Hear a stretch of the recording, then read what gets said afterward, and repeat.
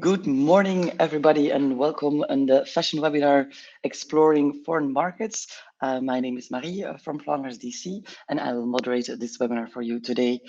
Before we go to the speakers, some practical uh, notes. Normally, right at the bottom of your screen, you will see the chat. There you can leave a message, say good morning, tell us from where you're watching the webinar. And if there's something wrong, some technical questions or something, you can always ask it in the chat. And next to the chat, you have the question tab. This is the tab where you can ask questions. We will do a Q&A with the speakers after the presentation. So don't hesitate to ask your question there. Why do you ask it in the question tab and not in the chat? Because other people can upvote your question by clicking on the little triangle. So that is important. Interesting to know is that the webinar is recorded and will be shared on our YouTube channel afterwards. But for the people who are following live with us today, you have, of course, the opportunity to ask questions, but you will also receive the presentation if you fill in our short evaluation after the end of the webinar. All right, that is for me. I would love to introduce both speakers of today, Melanie Bauer and Clara Baum. They both work for Melagence. There they are. And they have a fashion sales agency based in Berlin. And for the rest, I will let them introduce themselves for this webinar. Over to you. Hi. Quick note from our side. Welcome to this webinar. We are really happy to share some insights on our market and how we do fashion sales here from Berlin. This is Clara. She's the wholesale director of our agency, and I'm the founder. And we will have a presentation divided in two sections. So I'm talking a little bit about Melagence and about our market and about like some changes we did during the last seasons. And then Clara will take over and she will get more into detail regarding like how you could organize your fashion sales and what would be like nice hacks to start with entering our DACH market. So let's get it started.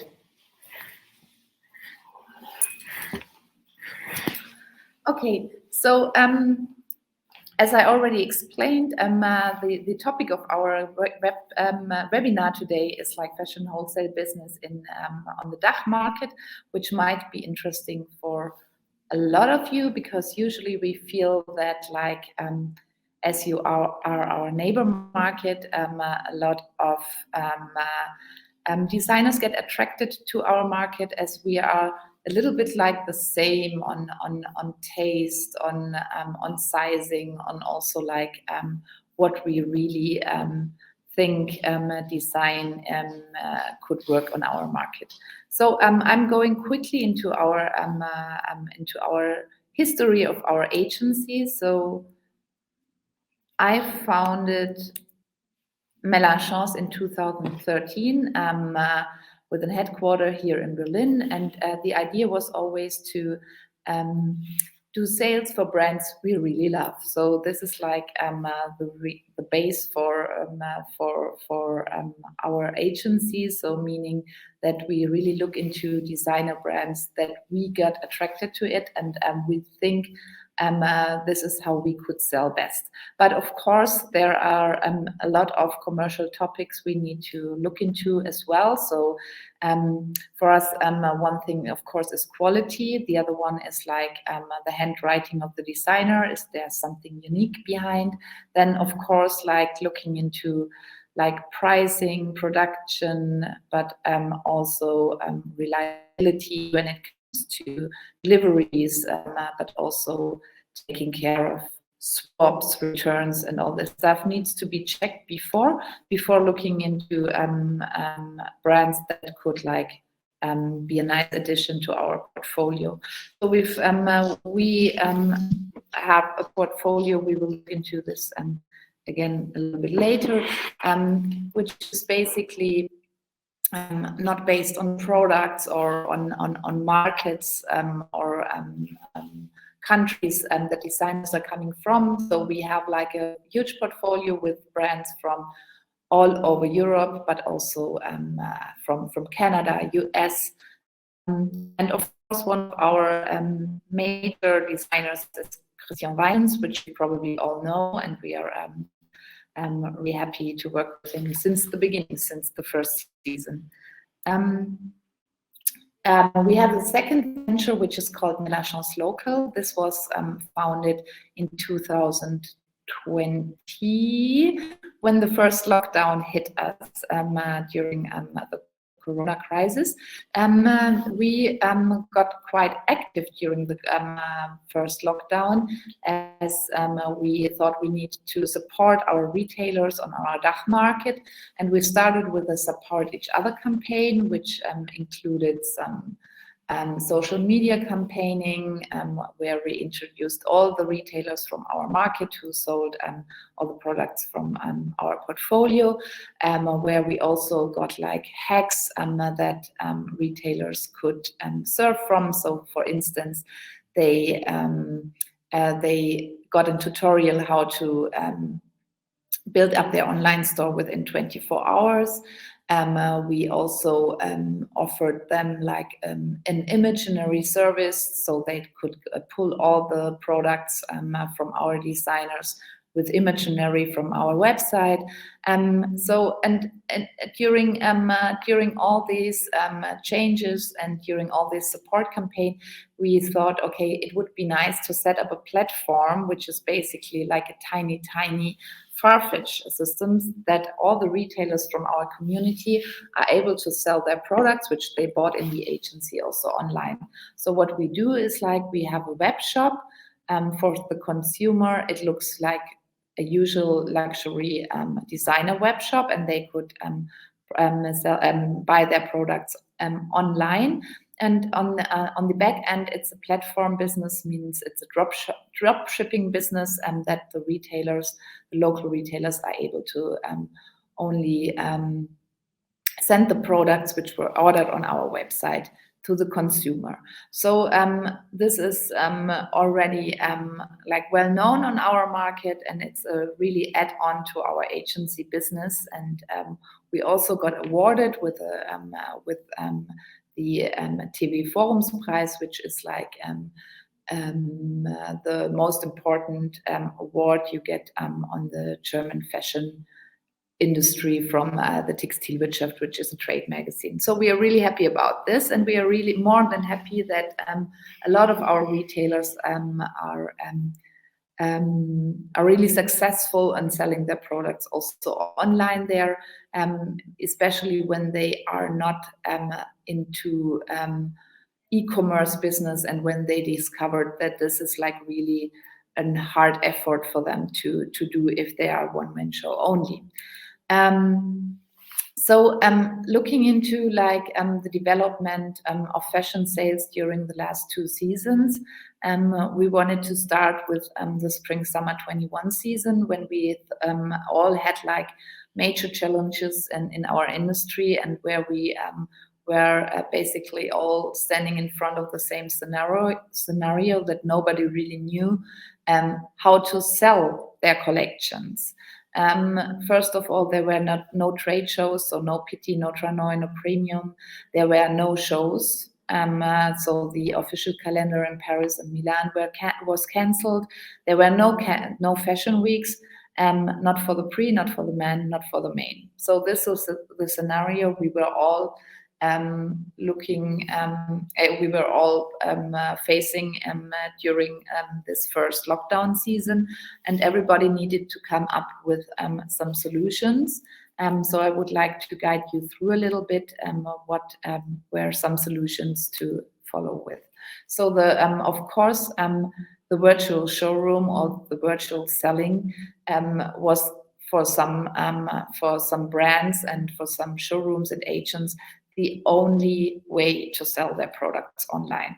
But of course, from the beginning, we thought there were some critical points. First of all, how much true could you go into detail when only selling with like pictures or videos?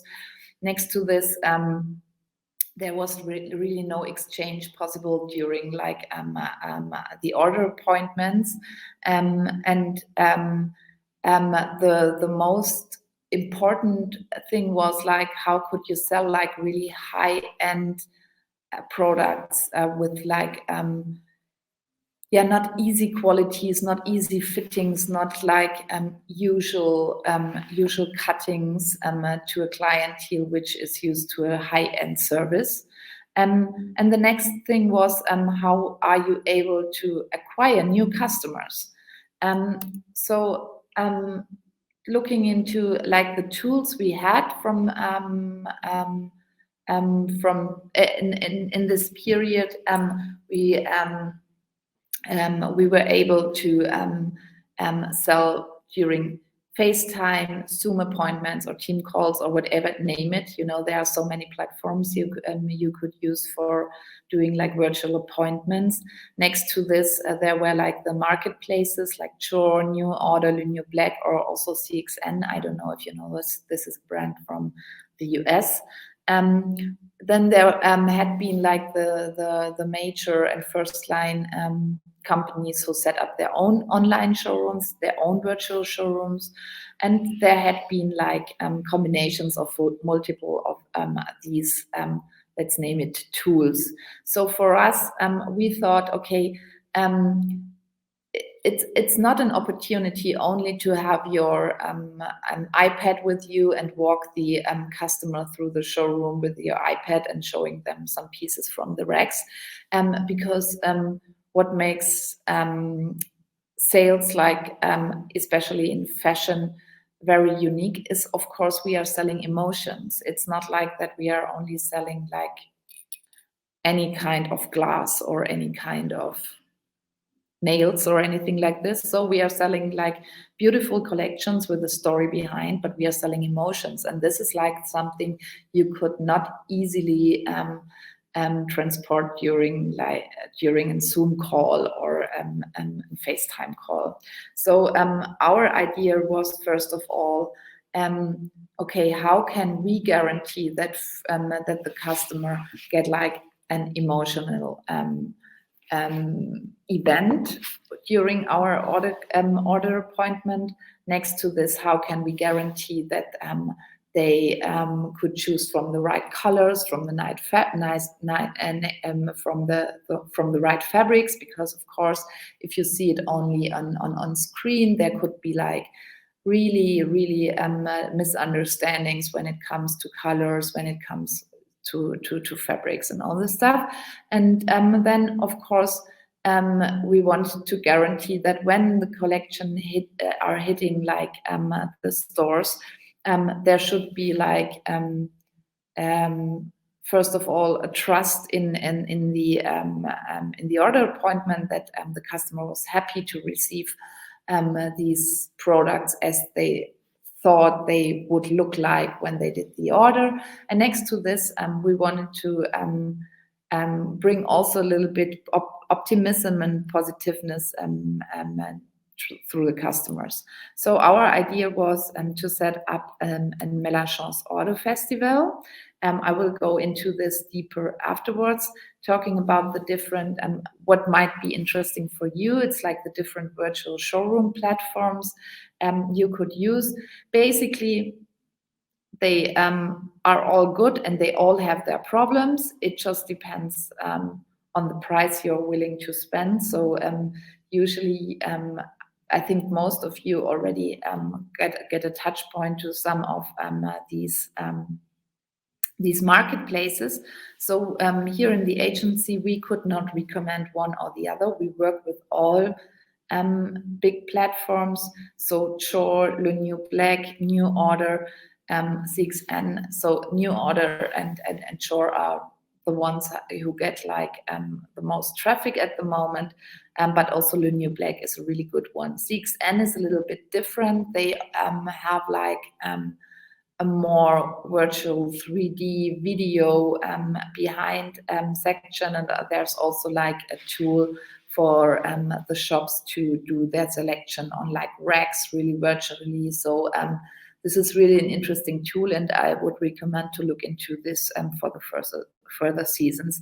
But for right now, what might be interesting for you, we really highly recommend, if you would like to do online sales, and also if you're going back to physical sales, a platform and a tool like this, like New Order, New Black or Shore, is really really highly recommended, because buyers are getting more and more used to this, and it's something that will be like common sense during the next seasons, and yeah, going into this. And then of course, like own showroom solutions are always a nice way to build your own universe and to show the customers around in your own universe. But this is something, it's super expensive to building something. B, you need to develop this like from season to season, because everything is changing really really rapidly when it comes to digital solutions.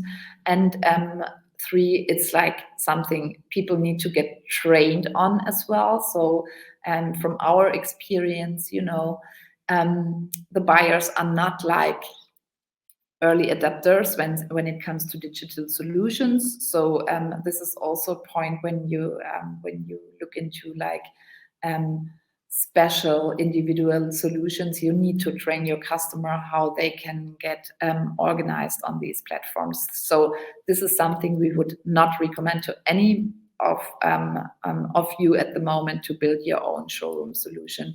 What might be nice is always to have like as much content as possible, meaning that you need to have like a nice lookbook, you should have like videos, you should have like explanations, films, also like little interviews with you as the designers, everything what makes you interesting, and anything could give like an add-on to the customer is like highly recommended, and to put onto either your Google Drive or your Dropbox, but also like New Order and Shore are having like a lot of sections right now to put these content imaginary into your virtual showroom.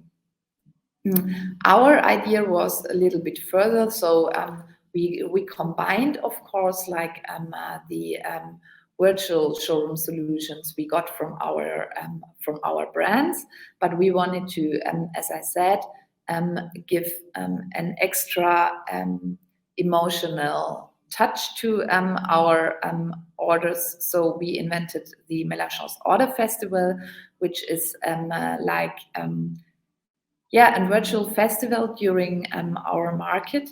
Means that we have like every day a designer presentation. So we developed this also during the last 2 or 3 seasons. Means that the account managers from each brand are having like models where they explain the favorite looks from the collection. So they did a selection for which suits to our market, and they are explaining it like a little bit. You see it right now on Instagram Live when all the shops are selling to their consumers, explaining why they love these pieces and what makes them so special. So we had also designer catwalks.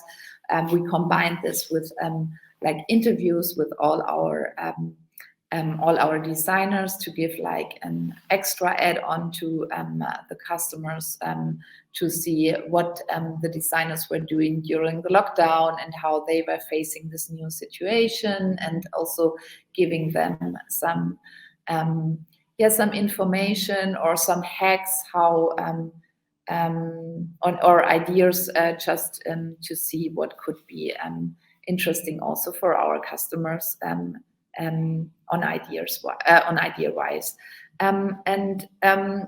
The Order Festival was much more, because we also did some workshops which had like topics like how you could do your PR on yourself, or how you could increase your Instagram sales, or how you could easily do like photos within in your shop and do like really nice content to produce. Or we had also like some coaches who could help you during this hard time. So we did like some self-care workshops. So everything that was like a nice add-on to keep like customers like really happy and to support them during these challenging times. And this was really something which was or which is very much people are really happy about this whole format, and they also took all these little videos which were then put on our website and which you could use on look into at YouTube to show them to their personnel and to their staff. And afterwards, when the collections hit the floors again, they were able to do clinics with these videos. And this is something we really want to develop for the future again, because it's like in the end, it's like combining all the digital world with all the physical things and the personal individual things to make something more beautiful out of it. So here's like also a little bit about the Melagence Auto Festival and how it looks like. And so giving you a first feedback and some learnings we did during the last season, because fashion sales changed a lot, is like that. And also the feedback we got from the customers, it's like something, first of all, you really need to do something. You really need to be active, and then it's absolutely possible to acquire also new customers and to increase your sales even during these challenging periods.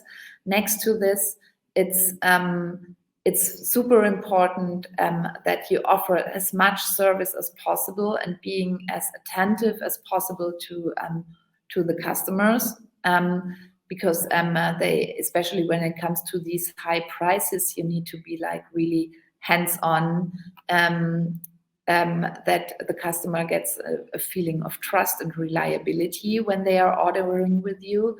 So what would be a nice hack from our side as well, what we do before we have an appointment in a virtual showroom, we send out like fabric books to the customers. This is something to guarantee that the fabrics and the colors are really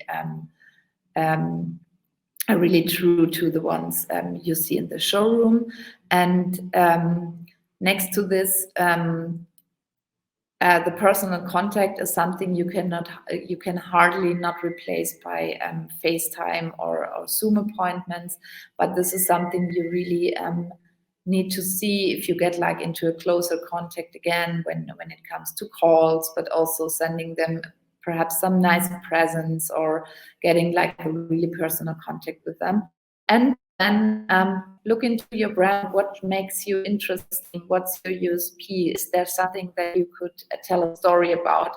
And then it's like our hack is always embrace the possibilities. Embrace the possibilities that we all have. So thanks God there is Instagram. Thank God that we have like these Zoom platforms and also these nice webinar platforms to get the most out of it. But don't forget to bring some personal taste and bring some personal story within. So that's it from my side, and Clara will take you through right now into the basics and the details of fashion sales in our market. So if there are any questions at the moment, let me know. Yeah, I have a few questions maybe. Yeah. I was wondering, like you talked about the virtual showroom. Do you have the feeling that the virtual showrooms are now the way of like exploring and entering international markets, like in general? Is this as a brand, if you want to introduce yourself into a market, would you recommend like virtual? Well, this is something that, like, I could combine it with like the order sheet like 10 years ago. So this is like something which is like really a basic tool that everybody is expecting right now from the brands, because what makes it interesting for the buyers is that even though they are coming back to the showrooms and even though they are doing their selections in the showroom, they are just putting like a selection in the showroom, and then they will get like all the information throughout this tool, and then they will do the orders. Like 90% of the orders are done at home. So this is something that they are really get all the information from. So the prices, the products, the fabrics, the pictures, and all this stuff. So they are so used to having these tools to order. There's no way back. You should really have something like this. Yeah. Okay. Yeah. Interesting. And is this specific for the German market, or do you have a feeling like it is worldwide now that this is how international sales are? Worldwide. Yeah. Okay. Yeah. Interesting. There is also one question from Mika Burghorn. She's wondering if it's mostly wholesale customers or mostly private clients who find their way to the digital showrooms. And is there a difference between the showrooms and customer type that you receive there? No, so when we are talking about virtual showrooms, we are only talking about B2B. So this is only a wholesale customer, because also these marketplaces are restricted to wholesale business partners. So you get like a code to enter, you have like a password. So it's nothing that everybody could look into it and finding your collection. So this is like really restricted to a dedicated customers. When we're talking about Melagence Local, this was the platform. This is like, of course, a consumer-based D2C platform business. Yeah. Okay. And then there's one question, but maybe Clara will talk about it. I don't know. I was wondering if the collections when you go into international sales into different or new markets, are brands adapting their collections to the specific demand of the market, or is it more a different marketing strategy, or is it really also collection adaptations that happen? Yeah, For various markets? It depends, of course, on the size and also of the development degree of the brand already. So what we would not recommend, like to any of a smaller brand right now, adapting any specific, trends or any specific, needs for one market. Because first of all, you need to find your own identity and make this strong. You need to have like your own strong handwriting, and you need to be totally aware what makes you interesting to a customer, because like there are so many brands out there, and you shouldn't just like look into the market needs, because you need to be outstanding. That's something really, really important. And this is like the first step. But then, of course, there need to be like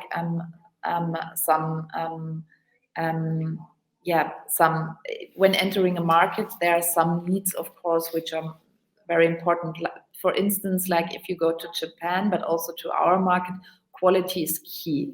Means that you need to have a certain degree on like a fabric quality, something which is like a no-brainer on our market. Polyester is not selling. So there are other markets which are more open to this, like for instance, like UK, they don't have a problem at all with selling polyester.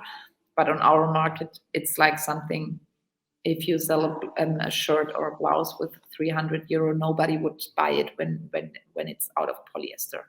So, like looking into, but I would not recommend that adapting the sizing for a different market or something like this. And this needs to be like the second step. But when it comes to like bigger brands, and when they have like a customer base of like, say, like 30 clients in a market, then of course there need to be like adaptations, and there need to be like a certain section of like pieces you design in the end for this market. Yeah. Okay, thank you very much. We have one last question from Carol Willems. She's wondering how to make sure not to lose sales between the moment you show the collection in a virtual showroom and the moment the client places the order. she has a bit of feeling like the enchantment of the moment. Like how do you make this happen? Yeah, good question. It's like so from our experience, the virtual appointments are running really well, and we have like quite huge orders. So it doesn't necessarily mean that you lose some sales in between a virtual order appointment or a physical appointment in the showroom until placing the order. And what we could recommend is always giving the customer as much information as possible and making sure that you get the order as soon as possible. So the longer the client has like time to rethink about or to see other collections, the more budget you lose. So that's why we're highly pushing, having a quite short order deadline, telling the customers that we need the orders within like 3 days, latest 1 week, something like this. So this is something really pushing for something like this. But this is nothing that's typical for virtual appointments. So it's the same with physical appointments in the showroom as well. So the more time you lose in between, like doing the selection and placing the order, the more budget you usually lose. So yeah, okay, thank you so much. Yeah. And then I don't know if like she is also wondering like which B2B order platform would you recommend? But I think you already gave a few options. Is there some platform that they all have different? Yeah. I said, like that. Sure, new order, new black, always a little bit the same. It depends really on the price you get. I think you should because they are getting really more and more expensive from season to season. So you should negotiate on this and also like ask some colleagues of yours how much they are paying or if they could give an introduction or anything like this. And then just look into what you feel most familiar with. But in the end, there's nothing we would say one is better than the other. Yeah, it's okay. Yeah. Okay, thank you very much. Yeah. That was it for now. And then we head over to Clara. Thank you. Thank you. Hi, everyone. Sorry. Yeah. Okay. Hope you can all see and hear me properly. Yeah, so I'm Clara. Very nice to meet you. I've been with Melagence for 5 years now. And yeah, so today I'm going to talk a bit more in depth about how does actually wholesale fashion business work. I hope it gives you some insights and some ways to get started if you haven't already. And I will also talk a bit more on the specifics of the DACH market. So how to begin with actually is how do you actually organize fashion wholesale business? So there are 2 ways. There is either you do it in-house and have either yourself a salesperson, or you have hired an employee salesperson or even several salespersons, depends on the size of your business a bit. Or if you're not or you can also work with wholesale agencies like we are. So those are the 2 options. So I'm going to start with the salesperson, with the in-house way. So a salesperson obviously needs to bring in some certain qualities. So you need to be a certain kind of person to be successful at sales. So what does it take to become a successful salesperson? It's actually, like also Mela already gave some insights, you have to have strong negotiation skills, because you will be negotiating all the times. You will be negotiating with virtual platforms, you will be negotiating with customers, you will be negotiating with, with actually sometimes even with DHL. So with tons of, basically half of your day you spend is negotiating. So you really shouldn't have any fears or anything regarding negotiation, and also having a strong will and having the ability to actually get what you want and to do everything for it. Of course, you should have a strong set of communication skills. You shouldn't be you shouldn't be too shy. You shouldn't have any fear to approach people, to talk openly with people, to be like kind of a networking person. It's very important. You should obviously have very strong interpersonal skills, and you should be a good relationship builder. That is very important. Ideally, or which works easiest, if you are already experienced in the fashion wholesale business, and if you have a great existing customer base, depending on the markets, either on only one market, either on several markets. There are different options. Literally any contact you already have helps, because otherwise you will be building your network from scratch. And you should be able to work under pressure because and actually to really adapt fast, because our business is like really fast. So we only have a certain amount of time where we can sell, because afterwards you close the books and you start producing. So in this time you really have to make everything possible to get as big of the reach as possible. And of course you should have excellent customer service skills. You should be good with numbers. You shouldn't be afraid of any Excel tableaus or anything. And you should be really customer orientated, service orientated, so that you should really feel comfortable to serve other people, to be friendly with everyone, even under pressure.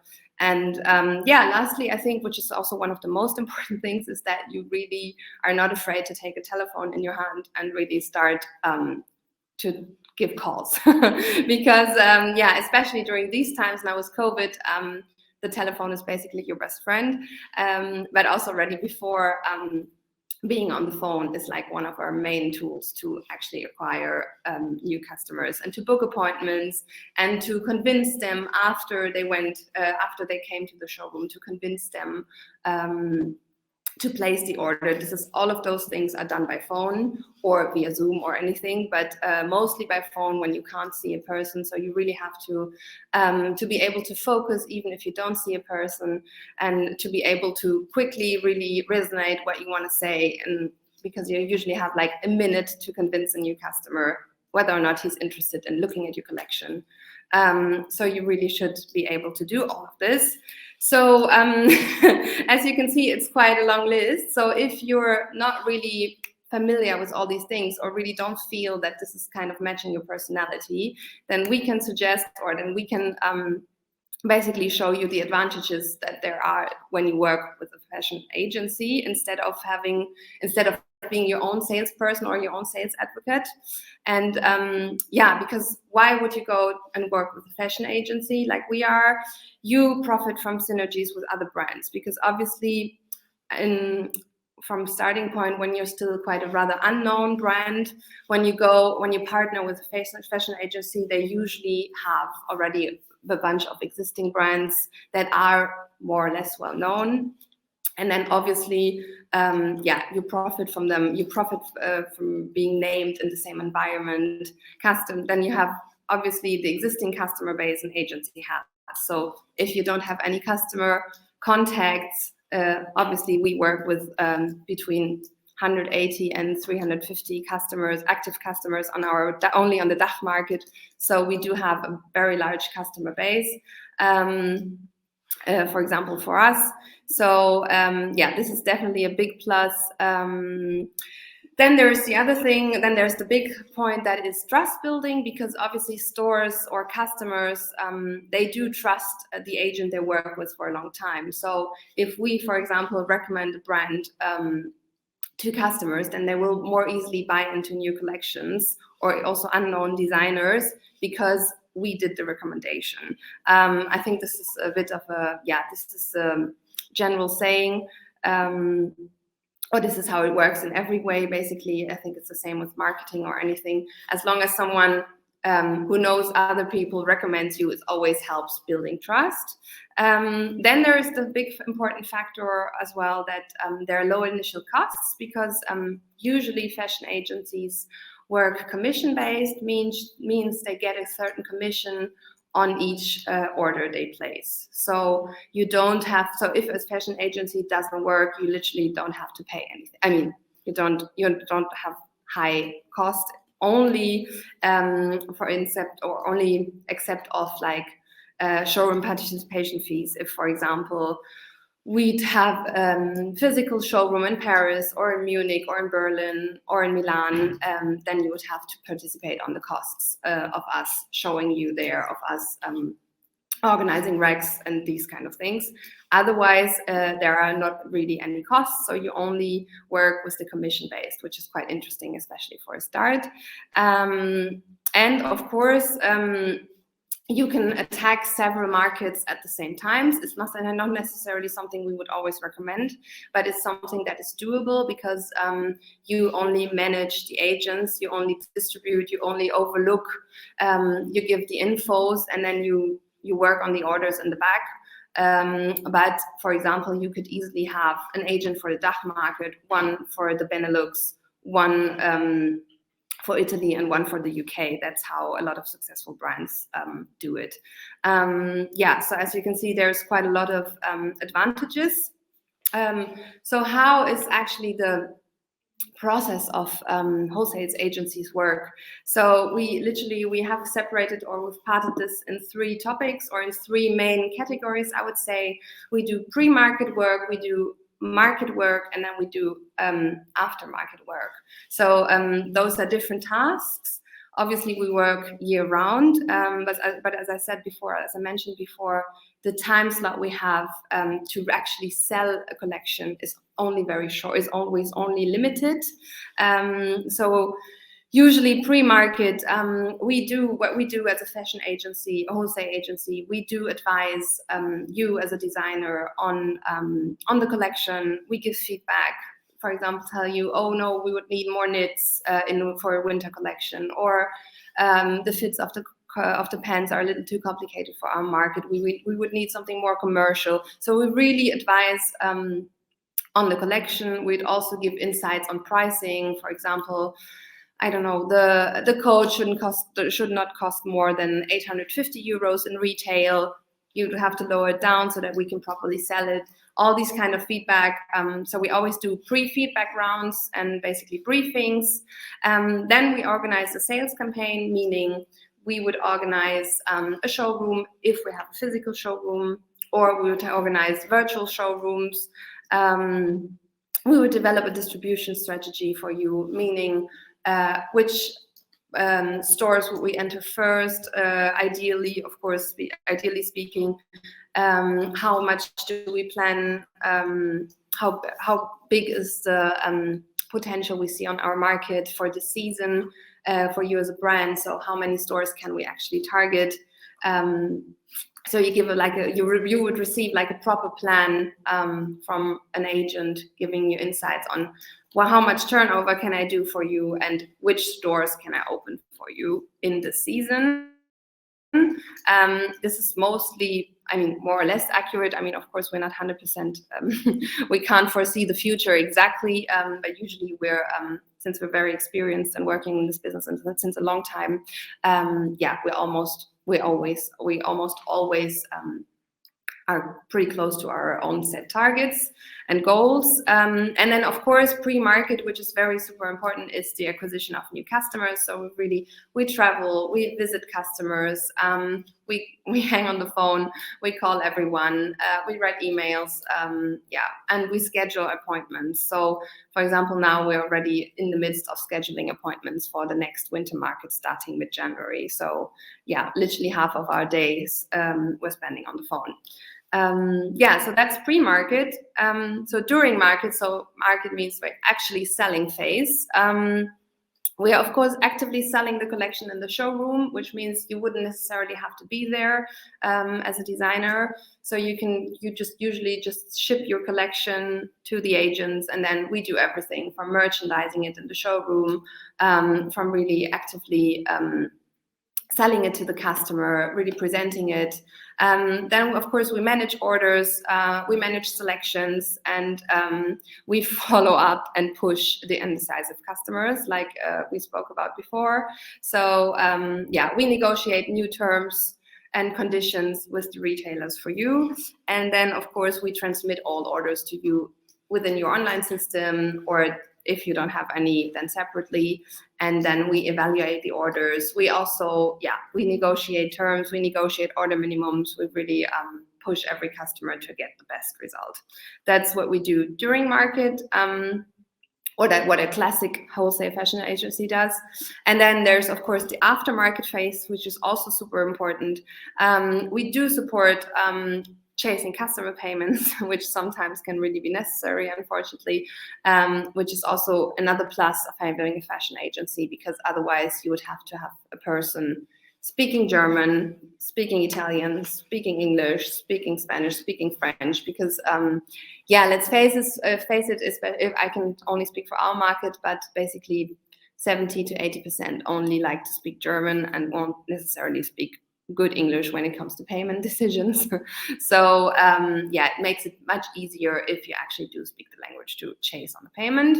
Then of course we offer marketing support. So everything you did to present a collection in your virtual showroom can then again be reused once the customer received their order or their delivery. Then they would like that. Then they're super happy when you have videos, when you have content, when you have brand bios, pictures, great pictures, so that they can also push on their own social channels. They can use it for their own web shop. Yeah, we use it for Melagence Local, obviously. They do flyers, they do invitations to events with their customers, all these kind of things. So that's where again we need great materials. Then we do staff trainings, this is especially important for new brand introductions with a bit of complicated products or complicated, I would say, more demanding products, and also for department stores and big onliners. We do, so it's very important to really onboard the staff team actually selling in store.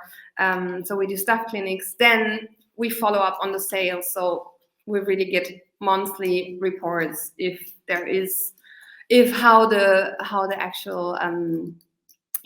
actual sales go, if the clothes sell well or if they don't. And if they don't, we offer swaps, so returns, exchange of another product. So we organize all of this. So we're always like literally the person in between you and the customer. And then we, of course, help with doing all of this. We help building a strong customer relationship with the brand and the store. We sometimes also suggest in-store events or really cool marketing actions from Insta live stories that we did together with brands and stores, and to a launch event with a designer present. So all of these kind of things. And of course, we provide sales analytics and a regular report, both on the sales, on collection. So we literally give you every feedback we receive, because obviously you are not as much in contact with the store then like we are. So that all of those are like basically roughly the wholesale agency's tasks. So this is quite a lot to do. So that's why if you really want to start with sales, how to get started, if you really want to start, especially on the DACH market, we would suggest, first of all, be very well aware of all your competitors. So really make a profound analysis. Where are we standing? Who are we competing with? In which stores are all of my competitors, and do I want to be in the same ones?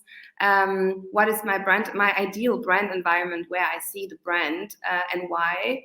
And which is the market that would make the most sense to acquire first? So like Mela already said in the beginning, DACH market and Benelux market are usually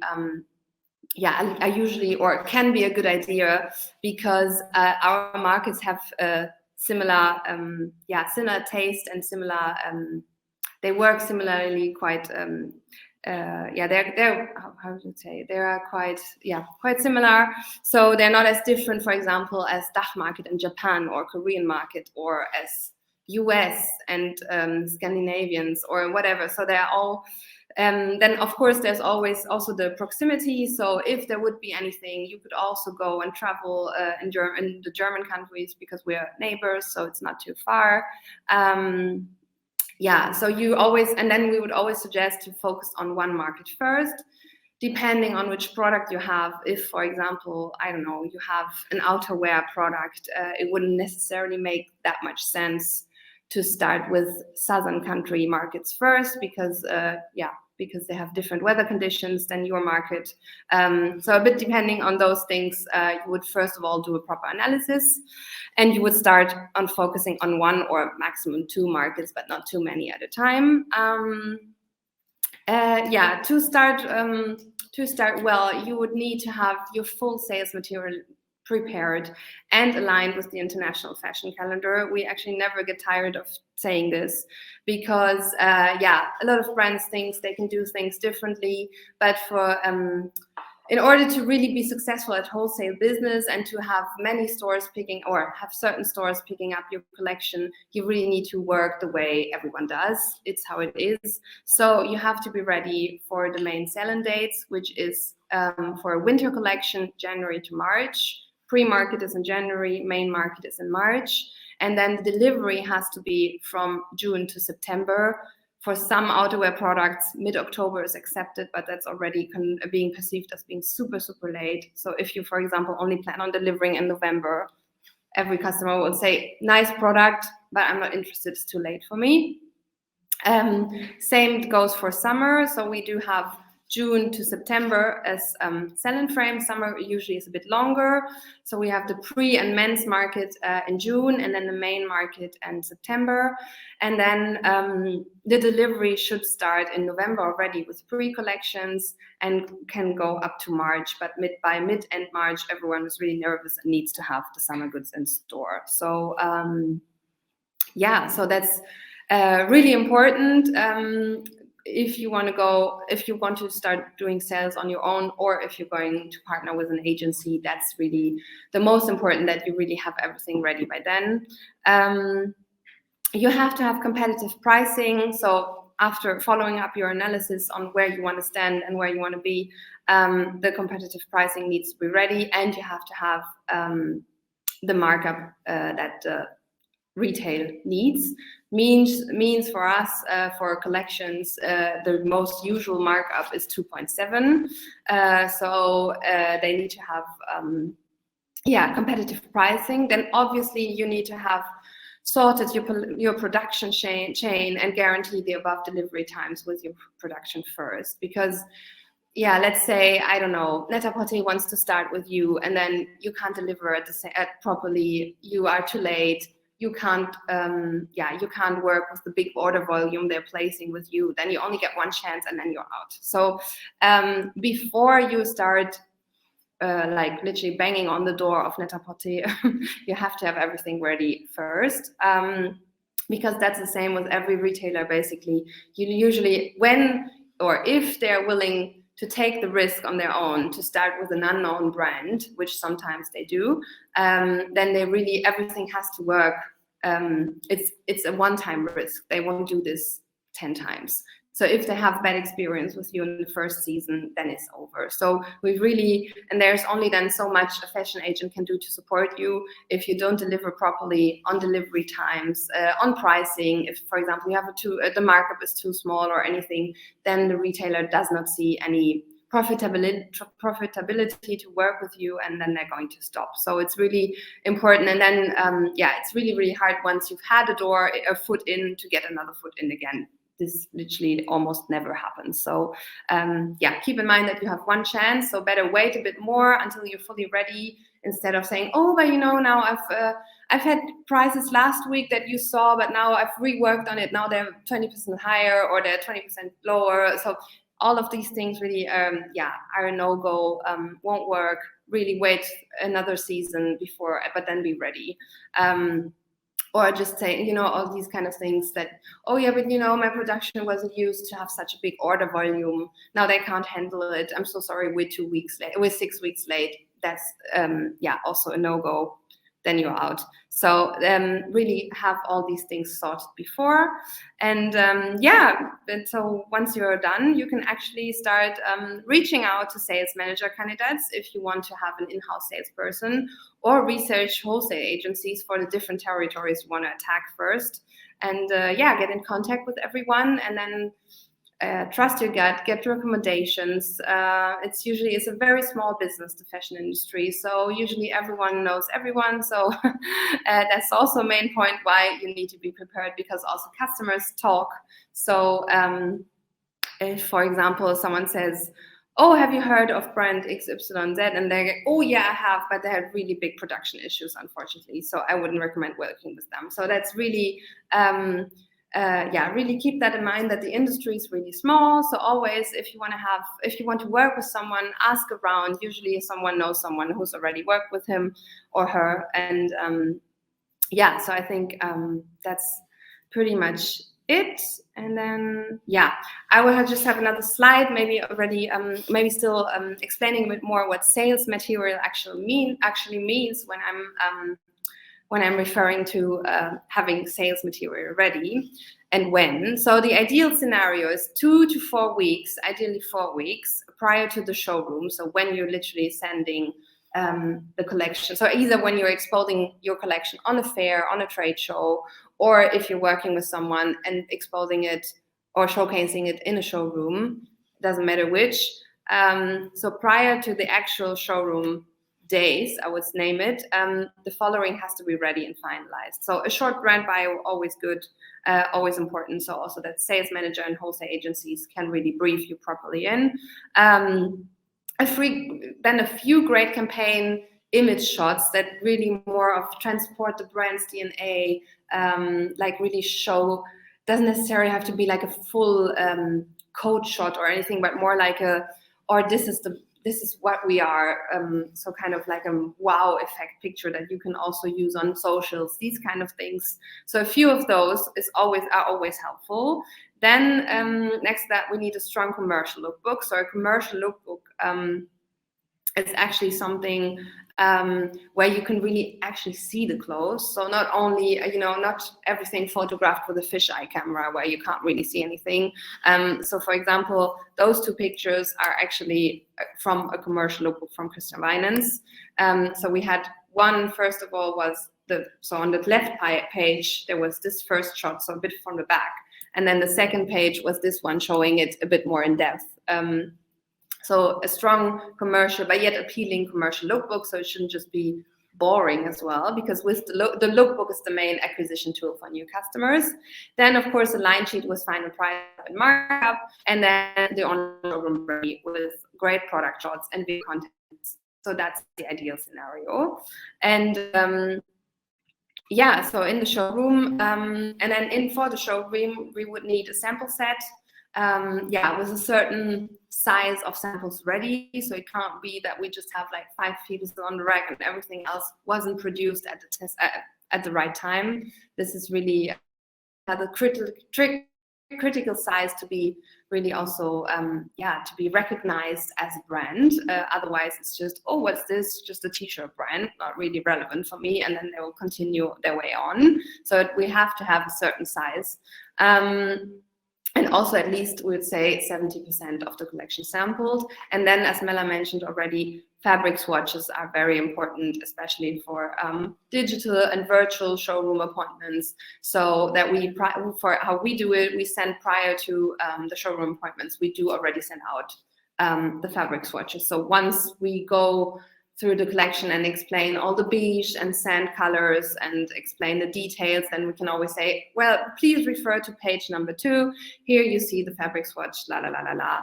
And this is actually, or now you see how neon the yellow actually is, and all these kind of things. Or you see how unscratchy the pullover is. So all of these things are really easily avoidable when a customer has a fabric swatch book. And that's basically how what sales materials means.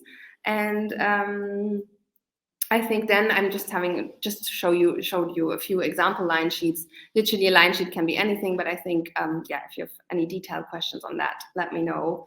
The most important really is nowadays the virtual online showroom, and most of virtual online showrooms actually create line sheet for you. So there's an easy tool where you can really download it with full images, which also saves a lot of work for you.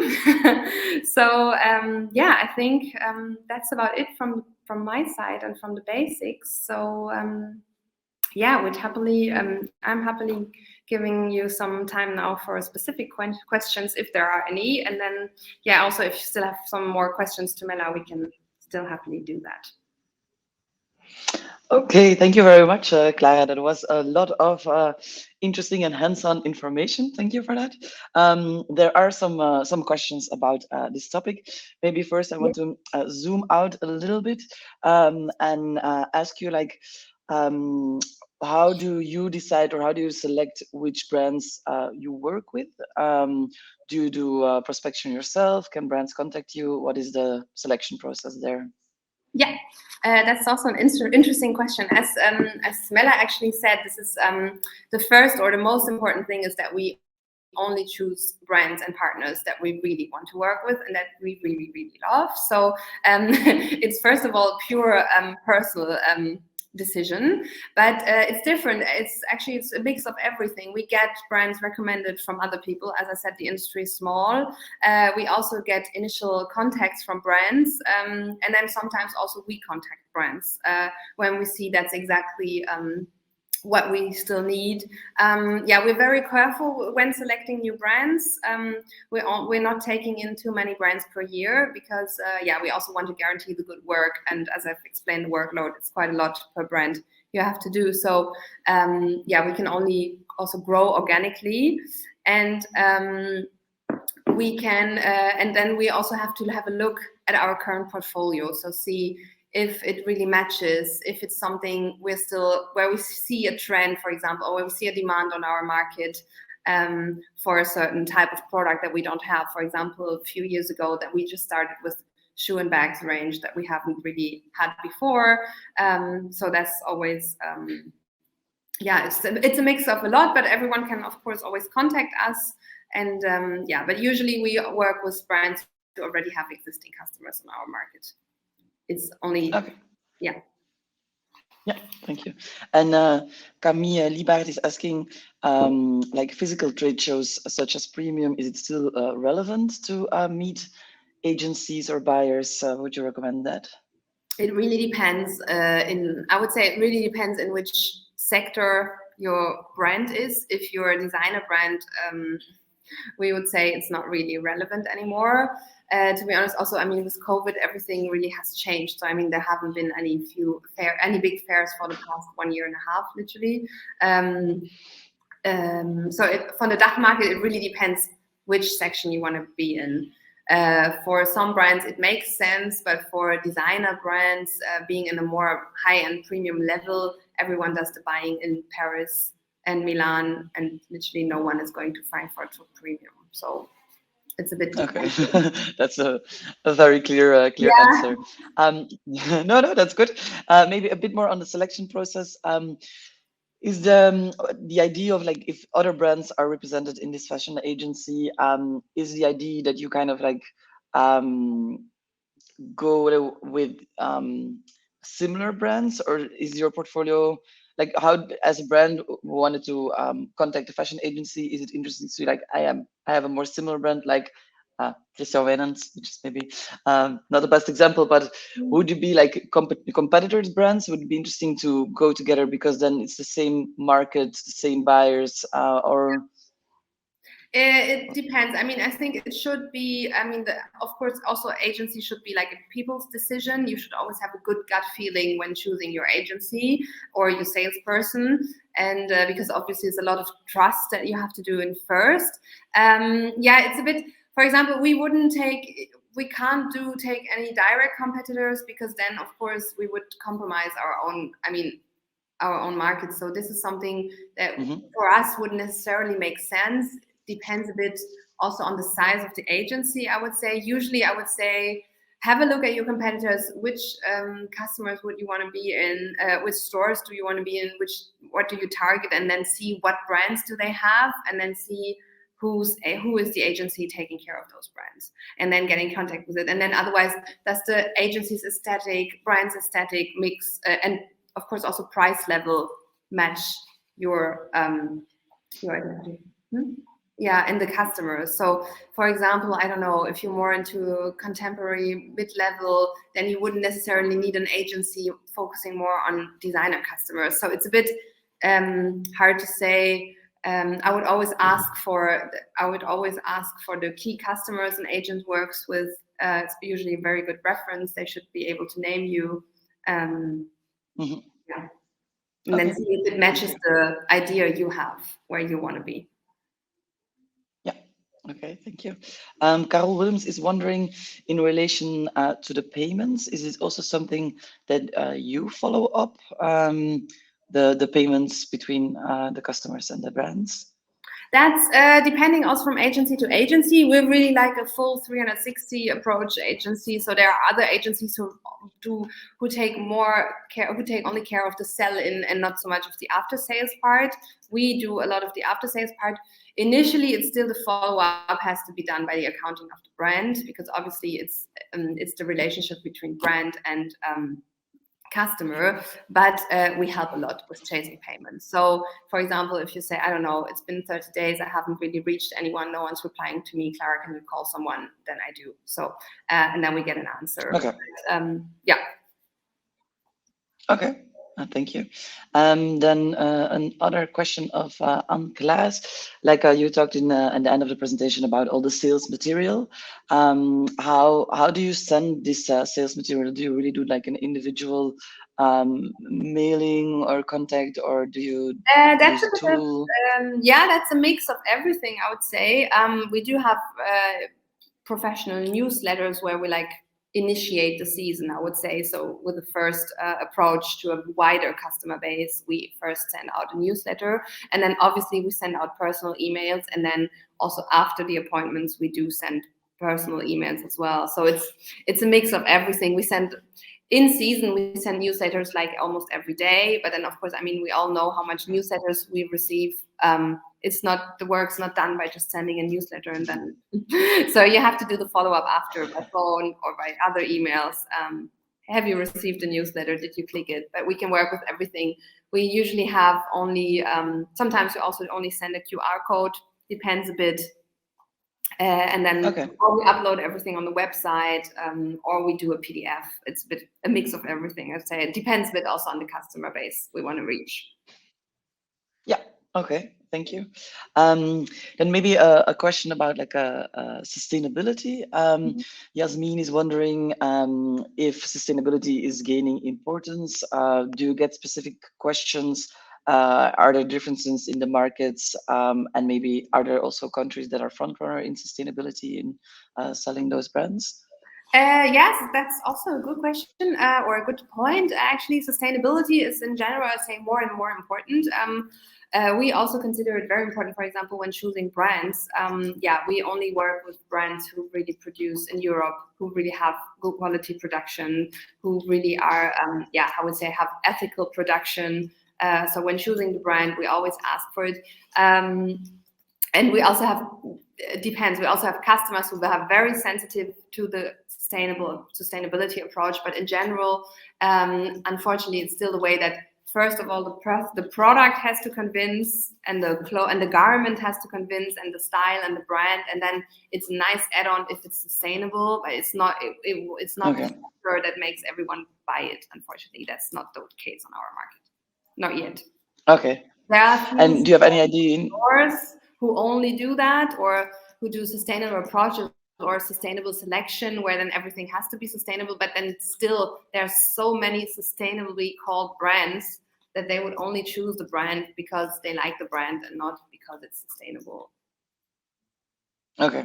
Yeah. And are there some markets that are front runner or countries that are front runner in the sustainability topic that you're feeling there it's already really being more present, or? That's a good question. I would say we're not. We're probably DACH market is still one of the ones that are most aware or that are very aware of it. If you, for example, compare it with Italy or the UK or also southern country markets, then we're already quite quite in the front row. But I wouldn't know that there. Yeah, it's probably more within the market that you have the sustainability trend sometimes, but not really, unfortunately, not yet. Unfortunately, it's not where we would like it to be. Yeah. Okay, okay. Then there's another question about from Camille Liebert, who's asking like, how do you sell drops or capsule collections between like the two big seasons, fall, winter, and spring, summer? Yeah, we do. But we have to say they're usually less successful than the ones Okay. because this is really, that's why we say you have to align to this calendar, because this is how every buyer plans his budget. And then if we launch something in April, then even if they super like it, they'll say, oh, I really, really like it, I need it.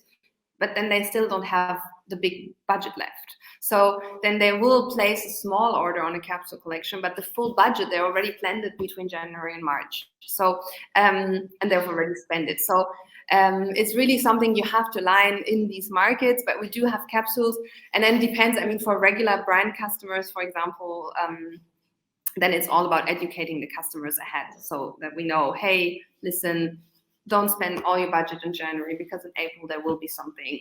But then all of those things we need to communicate before. If, for example, tomorrow or like in March you decide to plan a capsule in April, we can still try, but the results won't be that great. So then we Okay. need to know ahead. And then it's also a bit of the time when you're delivering it. So for example, sometimes it makes a lot of sense to have a capsule that launches in October, November. So because of the Christmas market, those are things that usually can make sense.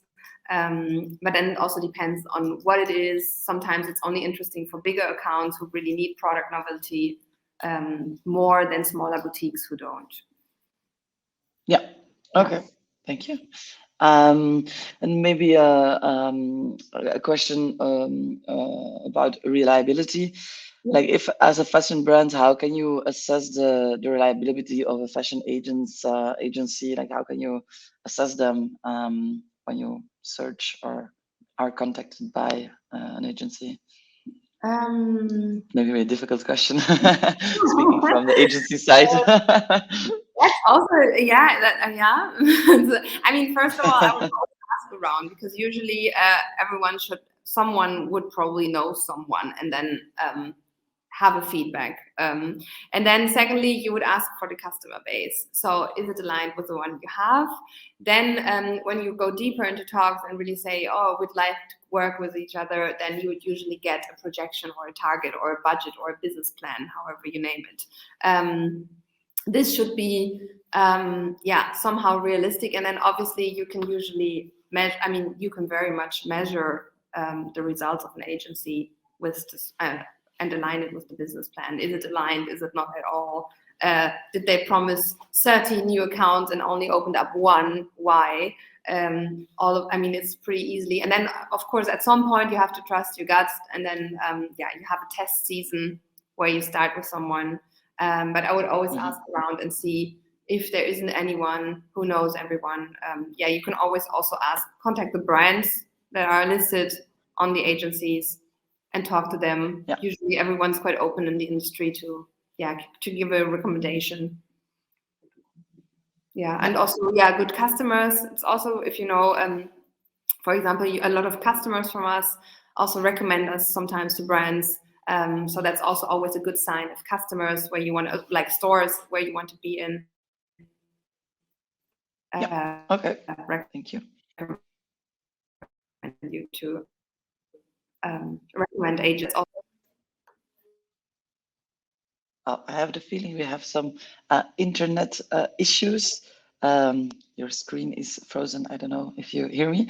But we're also already 14 minutes over time. So I think the timing is ideal. We will end the webinar here. Thank you. I don't know if you can still hear me, but thank you very much for this explanation. It was super interesting.